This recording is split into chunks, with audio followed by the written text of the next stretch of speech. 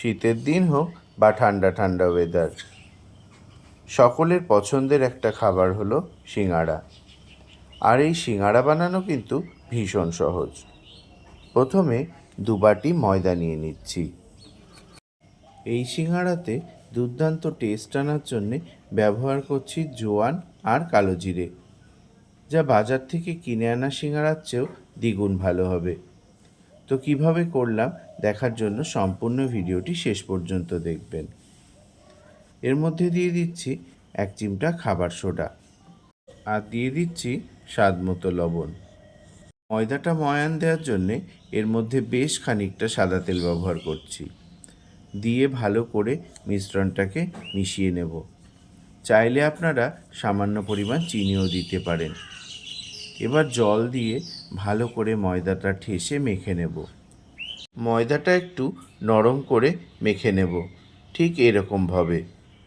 ময়দাটা মাখা হয়ে গেছে। এবার আমি এর থেকে লেচি কেটে নিয়ে আলাদা করে সরিয়ে রাখব।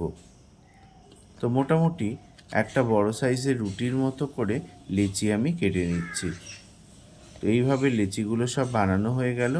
এবার ময়দাটাকে ঢাকা দিয়ে খানিক সময় রেখে দেব আলাদা জায়গায়। এইবার সিঙাড়ার ভেতরে পুর বানানোর জন্যে আমি আলু কেটে নিচ্ছি। তো এখানে আমি বড় বড় 3টে আলু নিয়েছি। প্রথমে আলুটা ভালো করে ধুয়ে নিয়েছি, তারপর পিস পিস করে কেটে নিচ্ছি।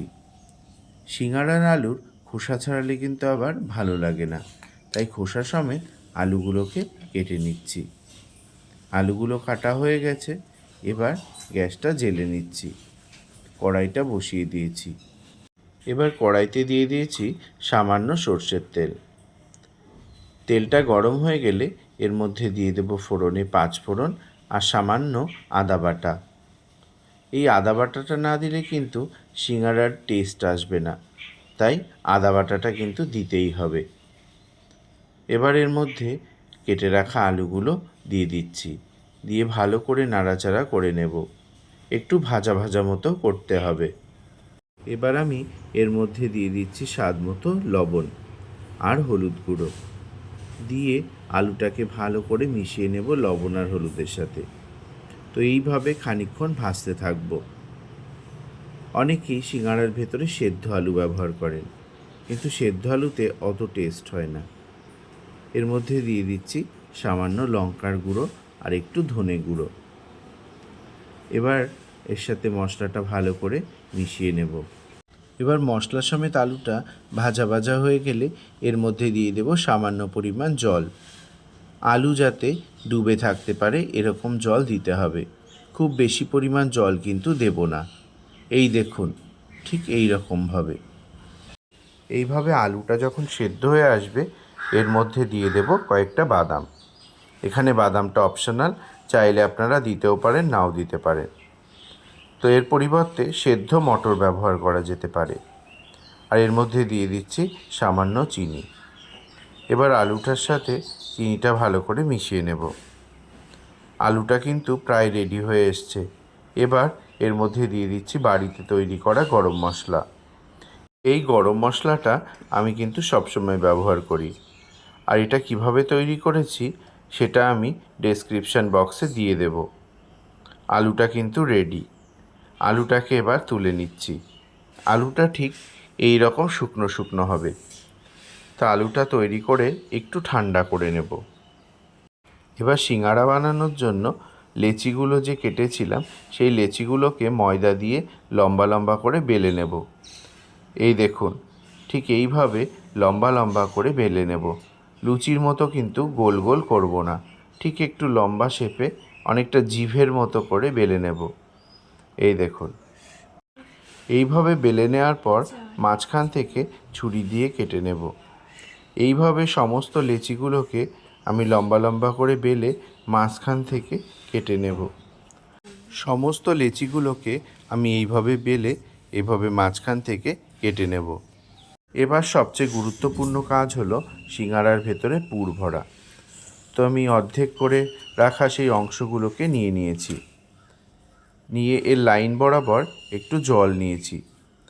এই জলটা ঠিক আঠা যেরকম হয় ঠিক সেই রকমভাবে দিয়ে দিয়েছি। কারণ এই জলটার সাহায্যে আমি এটাকে আটকে দেব। এই দেখুন, ঠিক এই রকমভাবে। এখানে জল না দিলে কিন্তু আটকানো সম্ভব নয়। কোনো রকম তেল ব্যবহার করলে কিন্তু আটকাবে না, বরং খুলে যাবে। এই দেখুন, এর মধ্যে একটা খাপের মতো অংশ হয়ে গেছে।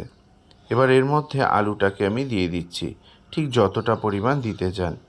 তবে আমি বলবো এই সিঙাড়ার ভেতরে পুর ভরার জন্যে অল্প আলু ব্যবহার করাই ভালো, কারণ ভাজার সময় সিঙাড়াটা কিন্তু ফুলে উঠবে।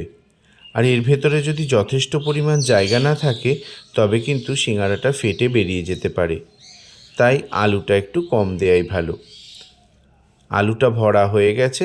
এবার সেই জল দিয়েই আমি মুখগুলো কিন্তু আটকে দেব, ঠিক এইভাবে। জল ছাড়া কিন্তু কোনোভাবেই অন্য কিছু দিয়ে এইটা আটকানোটা যাবে না। তো এইভাবে সমস্ত সিঙাড়াগুলোকে আমি রেডি করে নেব এক এক করে। এই দেখুন, সিঙাড়ার কোণাগুলো কিন্তু একটু ফাঁকা ফাঁকা আছে, তাই এই সিঙাড়াটা কখনোই ফেটে আসবে না। ঠিক এইভাবে বাকি সিঙাড়ার মধ্যে আমি আলুর পুরটা ভরে সিঙাড়াগুলোকে রেডি করে নেব। সব রান্নাই যে সহজ এরম কিন্তু নয়। কিছু কিছু রান্না করতে গেলে একটু কষ্ট করতে হয়। আর কষ্ট করে যদি একটু বানিয়ে নিতে পারেন তাহলে কিন্তু বাজার বা দোকান থেকেও ভালো জিনিসটা খেতে পারবেন। এইভাবে সমস্ত সিঙাড়াগুলোকে দেখুন তৈরি করে নিয়েছি। এবার কড়াইতে দিয়ে দিয়েছি সাদা তেল। সাদা তেলের পরিমাণটা একটু বেশি দিতে হবে। তেলটা যখন একটু গরম হয়ে উঠবে তখন কিন্তু এর মধ্যে সিঙাড়াগুলোকে দিয়ে দিতে হবে। আর খুব গরম তেলে কিন্তু সিঙাড়াটা ছাড়লে হবে না। সিঙাড়াটা ভাজার সময় তেলটা মিডিয়াম থাকলে তবেই কিন্তু সিঙাড়াটা ছাড়তে হয়, নয়তো বেশি গরম তেলে সিঙাড়াটা ছাড়লে বাইরেটা লাল হয়ে যাবে কিন্তু ভেতরটা কিছুই হবে না। তাই অল্প আঁচে ধীরে ধীরে সিঙাড়া ভাজতে হয়। এই দেখুন, আমি যেরকম বলেছিলাম সিঙাড়াটা কিন্তু ফুলে উঠেছে। এই ধরনের বাড়িতে ভাজা সিঙাড়া কিন্তু দুর্দান্ত লাগে খেতে। ভাজতে ভাজতে আমার জিভেই জল চলে আসছে। সিঙাড়াটা কিন্তু একদম রেডি হয়ে গেছে। ভিডিওটি আপনাদের কেমন লাগলো অবশ্যই কমেন্টসে কিন্তু জানাবেন। ভালো লাগলে লাইক করবেন, শেয়ার করবেন, আর যারা নতুন আছেন তারা অবশ্যই কিন্তু চ্যানেলটি সাবস্ক্রাইব করে দেবেন। এবার এত সুন্দর সিঙাড়া ভাজার পর একটু কিন্তু টেস্ট করে দেখতেই হবে। সিঙাড়াটা ভেঙে দেখাই ভেতরটা কেমন হয়েছে। সিঙাড়াটা কিন্তু বাজার থেকে কিনে আনা সিঙাড়ার থেকে কোনো অংশে কম কিছু নয়। সিঙাড়াটা খুবই মোচমোচে হয়েছে। এই দেখুন, ভিতরটা কি দারুণ লাগছে। তো এবার একটু টেস্ট করে দেখি কেমন হয়েছে। সিঙাড়াটা কিন্তু দারুণ টেস্ট হয়েছে, এক কথায় অসাধারণ। তো আপনারাও সময় পেলে বানিয়ে ফেলবেন এই দুর্দান্ত স্বাদের সিঙাড়াটা, আর পরের ভিডিওতে কমেন্টসে জানাবেন।